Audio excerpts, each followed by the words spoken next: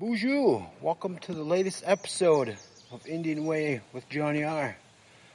The podcast that records live on the southern shore of the Red Lake Nation. And today, you can see that, those of you watching on video, that is the mighty Red Lake behind me. And I thought I would come outside today. I also have to work out some kinks in my equipment as we are in campaign season. I've volunteered as a media consultant type for the Tim Sumner for Beltrami County Commissioner campaign. I think my camera, because we're on crooked land here, my camera's a little crooked, so I don't know if you can see me over there. Maybe if I lean, never mind. But yeah, we filmed a couple things last night, but the wind became a factor. It blew my camera a little bit and knocked it out of focus. And also the wind was disrupting the mic, so we'll redo that.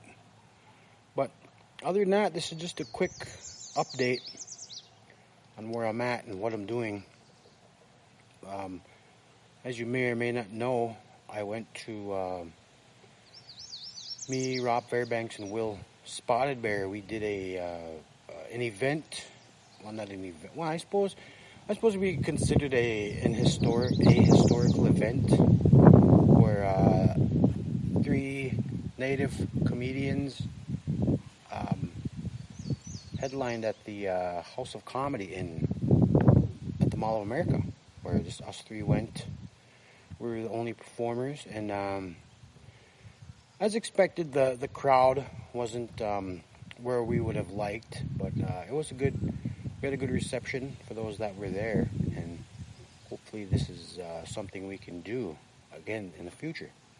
You know, all native lineup, which is, I think, the first time that's ever happened in that comedy club. So that was kind of a historic night. That was June 17th. And I bring that up because at the time, the state of Minnesota was actually, the COVID numbers were going down, and we were a little leery of going down there because of the pandemic and stuff.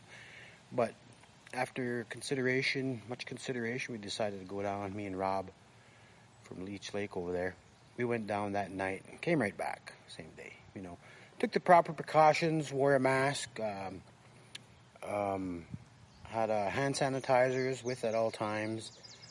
You know, got in there, did our stuff, and got out. We were on the road by 9:15. We were only there for not even 2.5 hours, and come back home that night.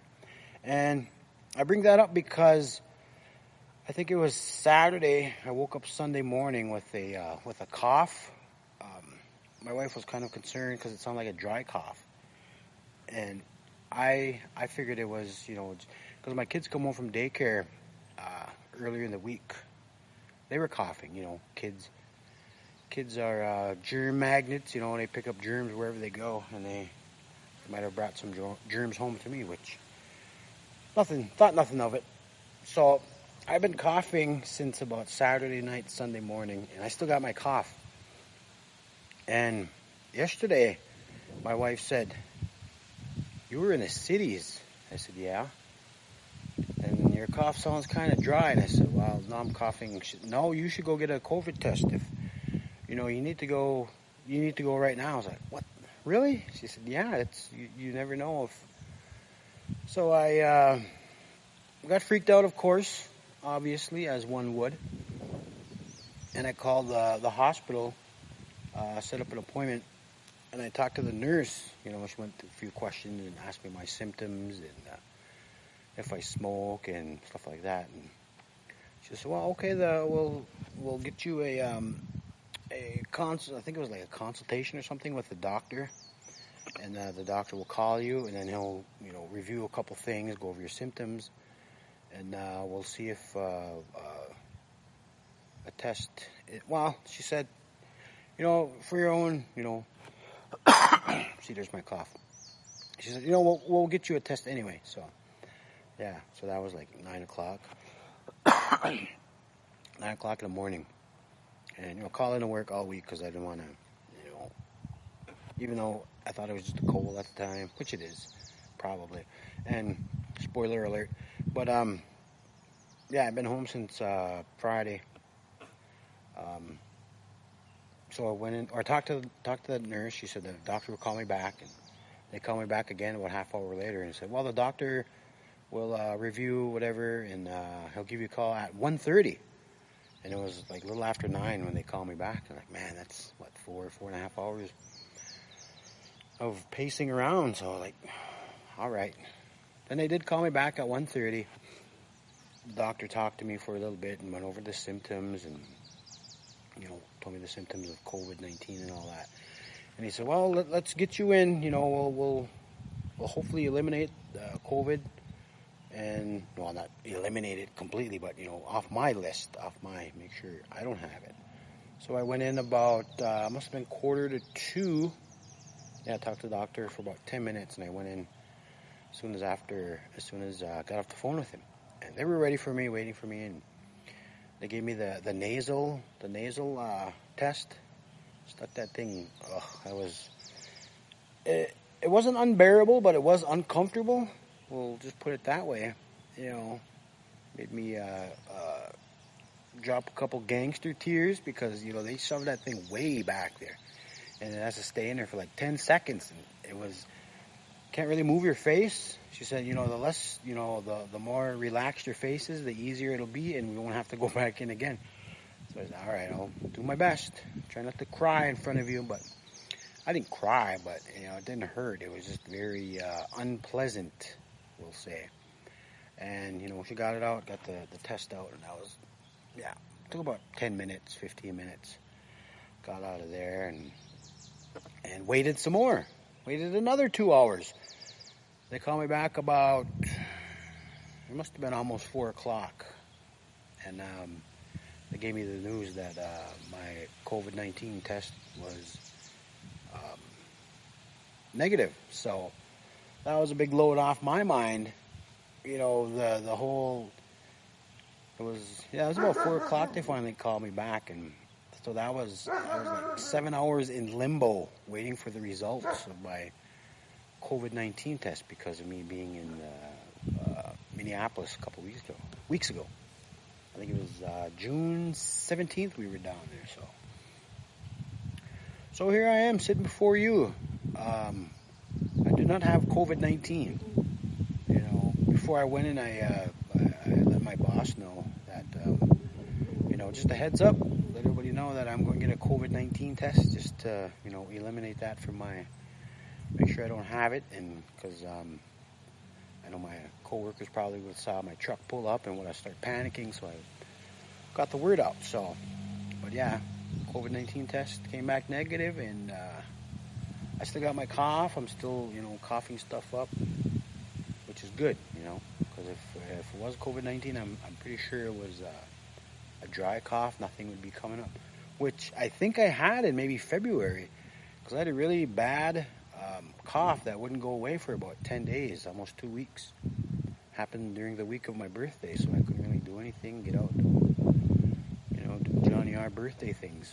So, but that was in February. And I don't know, maybe I had it then. Who knows? But then everybody else would. I don't know. I'm just speculating, being a nosy speculator of things. So that's my COVID-19 story. Kind of scary there. For 7 hours they had me waiting in limbo. God, that was something. But COVID-19 free. Took my test. But if it does come to that again, I'm gonna pass on traveling. I was talking to my wife. I was kind of a wake up call. It would have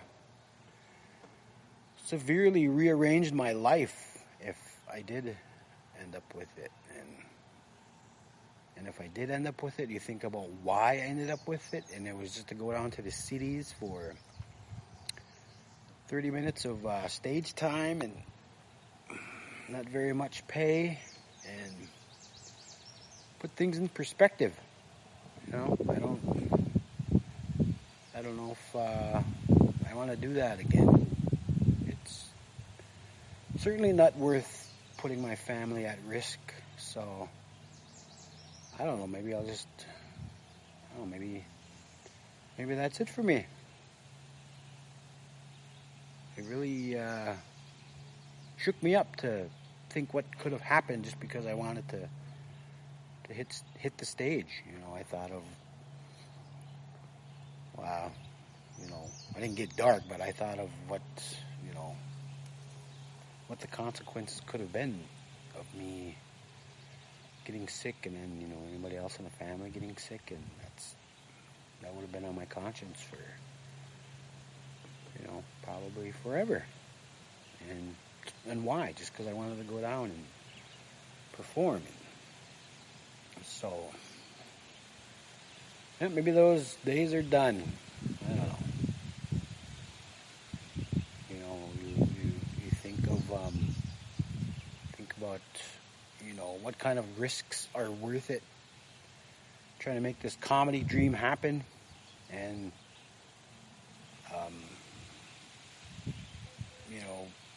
thank God that I came back negative, but it just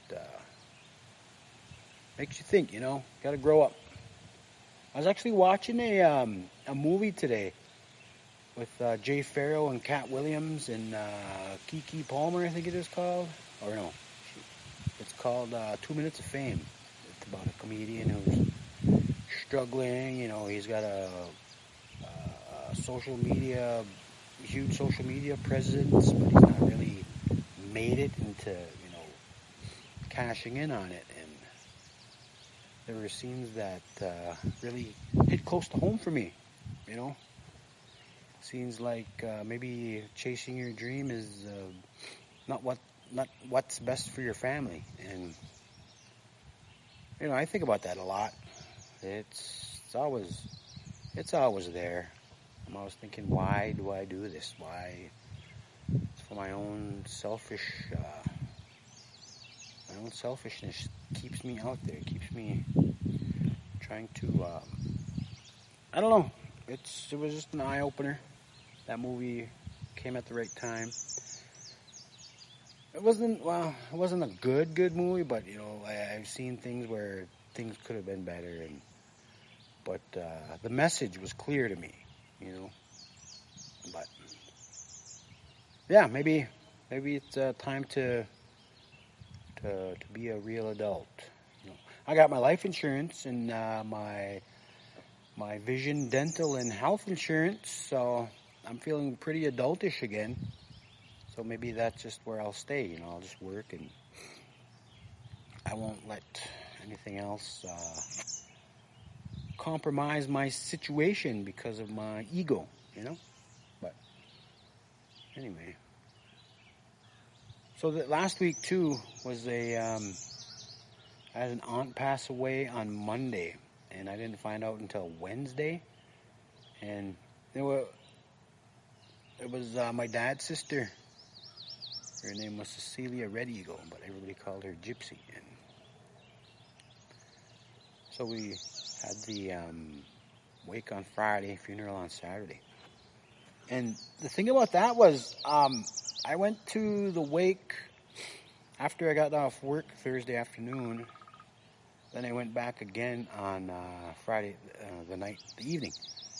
I got there about, I don't know, 6, 7-ish maybe. 7. That's when they were eating. And I sat around with my dad's side of the family, which I haven't done in, I don't know how long, It's been a while.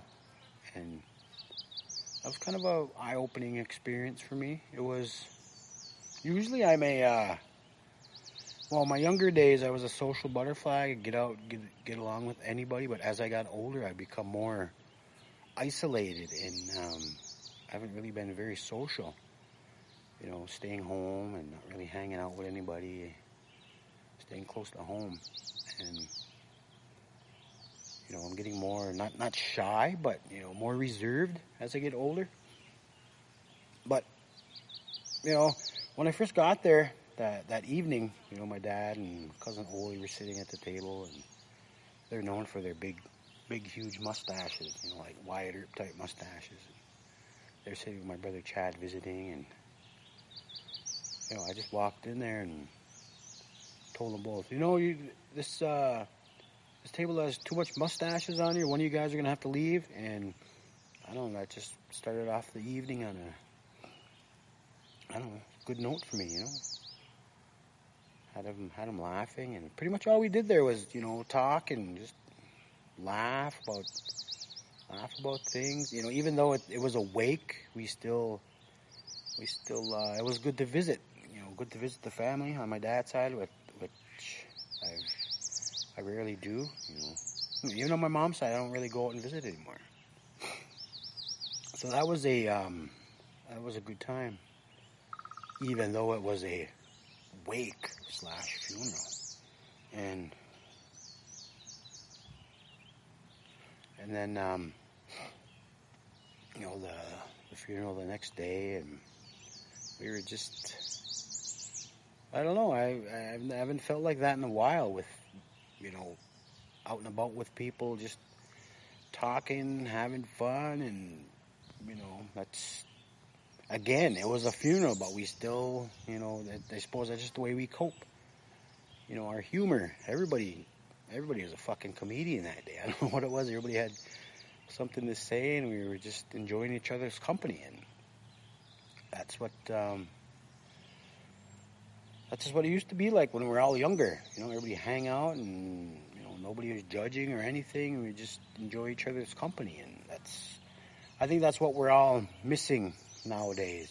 Especially with this pandemic that's going on, and even though I haven't really been out and about even before that, but still, it's people cooped up at home, trying not to, protecting their elders by staying home, staying safe, washing their hands and stuff like that. But interviews I do, I just did another one when I was in Net Lake last year. That they finally posted that. It's on the Boys Fort website, I think, Facebook. Me and Mark Yaffe did an interview with Chaz Wagner, and that was posted today, actually. So I shared that on my Facebook, so if you want to check that out. But one of the most common things I bring up about my comedy and my humor is how at funerals and wakes, people are just more susceptible to be more open with each other, more I suppose caring and outgoing.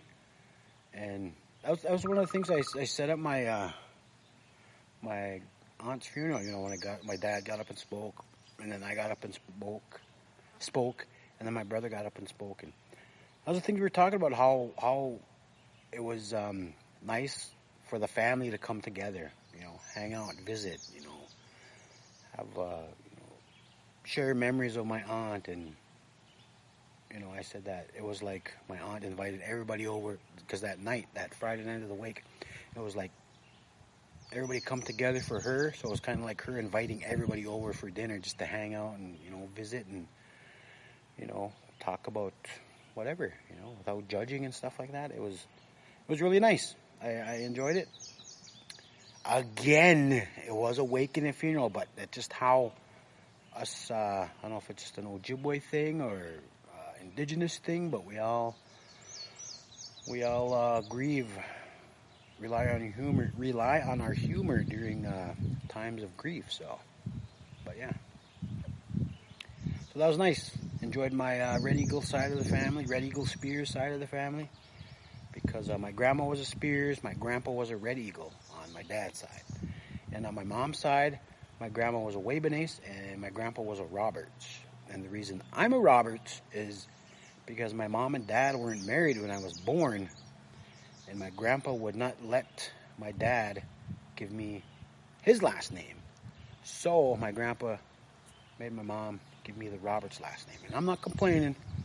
But later on in life, my great aunt Marie Hardy, my grandma Maggie's sister, gave me the Ojibwe name Misko McGizzy, which is Red Eagle in Ojibwe. Or on stage, I like to say, it's Misko McGizzy means blood-soaked eagle coming from battle because of the war with the look. Okay, that sounds cooler than just Red Eagle, right? So that's where I get that from. But I just got an email today. REZ Comedy documentary will be finished at the end of July. Again, I've been saying this for fucking 4 years now. I won't believe it till I see it. Even the one that I did see, the rough cut that I saw was shit, and I told them about it, and I said, no, we're not taking this anywhere because it's a piece of shit. Work that shit out and make it better. So they're promising it's a way better cut, and it looks like I will see it sometime this month, and it will actually be finished by the end of the month. And if there's a Sundance Film Festival, motherfucker is going to enter it, and we're going to win, and then we're going to win Oscars and Golden Globes and fucking everything. I don't know. That's the dream anyway. Because that's always been my dream, to go to Sundance.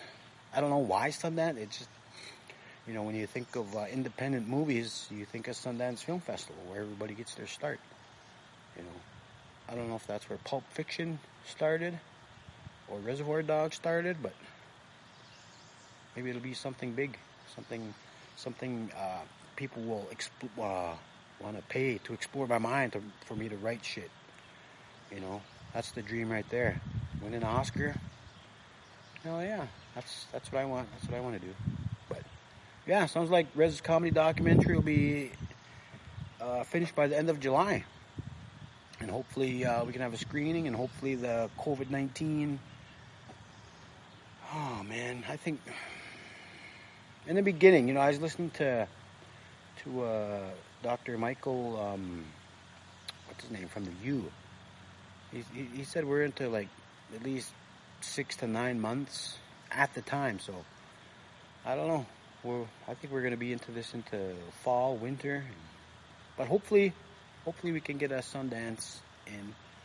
But, the important thing is for everybody, stay safe and prevent the spread of COVID-19 right now. So that's all I'm thinking about, But I think I was just doing this to exercise my equipment. So right now we're going to just shut it down. And miigwech for watching.